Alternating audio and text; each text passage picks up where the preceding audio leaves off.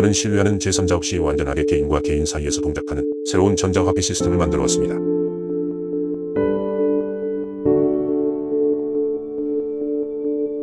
네트워크가 일정 규모 이상으로 성장하면 특수 하드웨어로 구성된 서버를 가진 전문가 집단이 더 많이 남을 것입니다.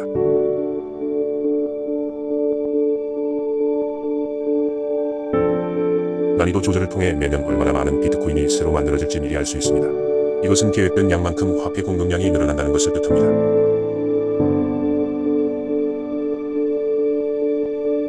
정말 가능성 있고 독창적인 아이디어군요. 그리고 이런 개념이 어디까지 발전할지도 기대가 됩니다. 저는 사실 작업을 거꾸로 했습니다. 제가 모든 문제를 해결했다는 사실을 스스로 납득하기 위해 모든 코드를 자바했습니다. 그 다음에 백서를 작성했습니다. 작업 증명 체인이 비잔틴 장군 문제의 해법입니다.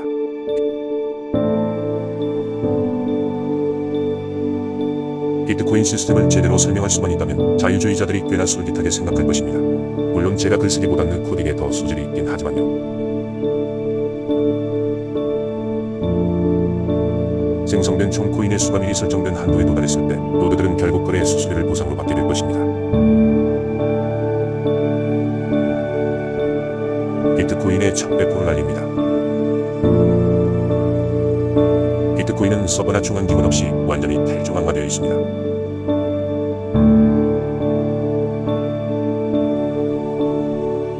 총 공급량은 2100만 개가 될 것입니다. 노드들이 블록을 만들 때 배분되면 그 양은 4년마다 절반으로 줄어듭니다.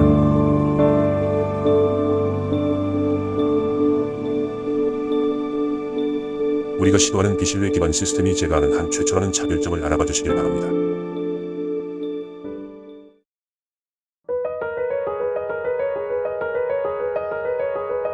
기존 통화의 근본적인 문제는 시스템이 돌아가도록 하는데 신뢰가 필요하다는 점입니다.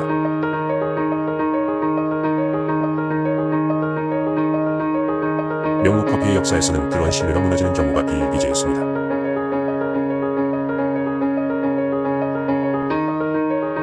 은행은 지불 준비금도 거의 남겨두지 않은 채로 신용범을 속여서 대출을 남발합니다. 우리는 은행에 개인정보를 맡겨야 하고 은행 계좌가 개인정보를 부용하려는 사람들에게 풀리지 않을 것임을 믿어야 합니다.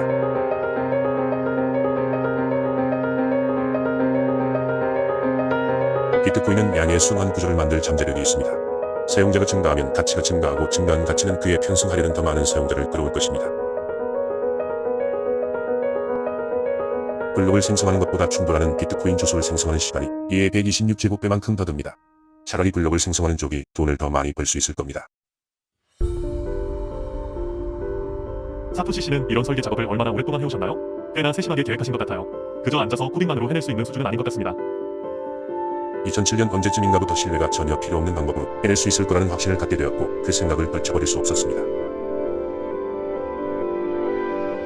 코딩보다는 설계 작업이 훨씬 더 많았어요. 다행히 지금까지 제기된 이슈들은 이미 고려해서 계획을 세워놨던 것들이었습니다.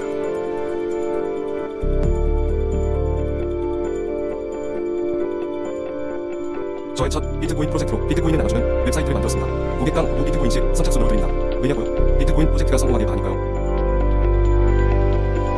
훌륭한 선택이네요. 잘하셨습니다. 아무도 나서지 않으면 제가 하려고 계획했던 일이 이것이었습니다.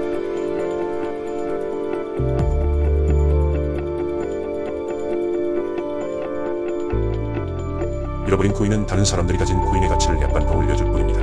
모두에게 기부하는 것이라고 생각해보세요.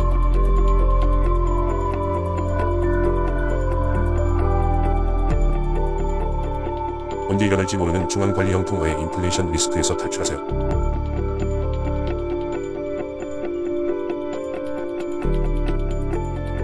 어떤 공격자가 비트코인을 몽땅 사들여서 모든 바이너리 데이터를 삭제해버리면 어떻게 될까요?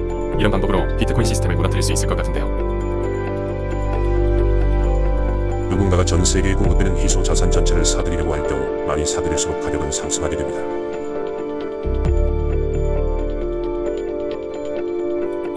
더 이상 사들일 수 없을 만큼 가격이 비싸지겠죠. 굉장한 사건이 될 겁니다. 1979년 아시다시피 헌트 형제는 은시장에서 매점 매석을 시도하다 파산해버렸습니다. 제 예상으로 노드는 10만 개를 넘지 않을 겁니다. 아마 더 적을 거예요.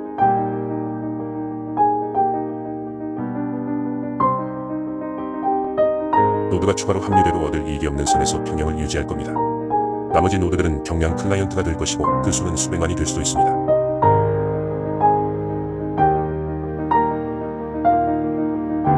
SHA-256은 컴퓨터의 연산 능력 증가가 노어의 법칙을 따르기 때문에 우리가 사는 동안에는 무력화되지 않을 겁니다.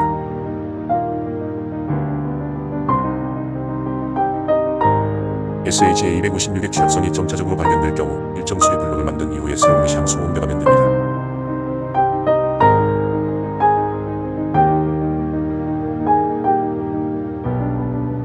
과자 자판기는 어떻게 동작할까요? 트랜잭션이 컨펌될 때까지 1시간을 기다리고 싶지는 않을 것입니다. 결제 처리 회사가 대략 10조 이내의 트랜잭션들을 충분히 검사한 후 고속으로 전파하는 서비스를 제공할 수 있을 것이라고 생각합니다. 그것도 그렇지만 지불이 제대로 됐는지 검증하는 데 10분은 너무 길어요. 신용카드를 긁는 것만큼 빨라야 합니다. 과자 자판기 스레드를 읽어보세요. 어떻게 하면 결제 처리기가 결제를 충분히 훌륭하게 10조 이내에 검사를 마치게 할 수 있을지 간단히 설명해보았습니다.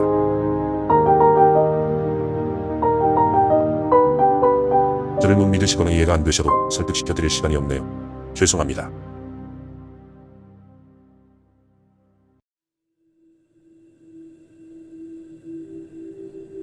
현재는 비트코인이 작은 소액 결제에 실용적이라고 생각하지 않지만 저장 공간과 네트워크 개혁법 관련 비용이 점점 줄다 보면 결국 실용성을 갖추게 될 것입니다.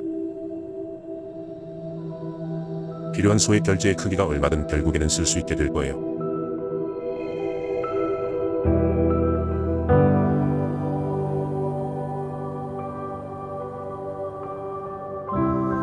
비트코인 채굴이 자원 낭비라는 주장은 금 채굴에도 마찬가지로 적용됩니다.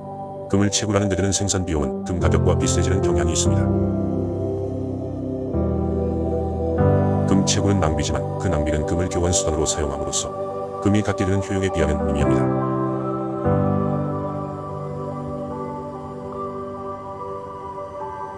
비트코인도 마찬가지라고 생각합니다. 비트코인이 가진 교환 매체로서의 효용은 채굴에 사용된 전기의 가격을 훨씬 뛰어넘을 것입니다. 그러니까 비트코인을 갖지 않는 것이 진짜 낭비인 것이죠.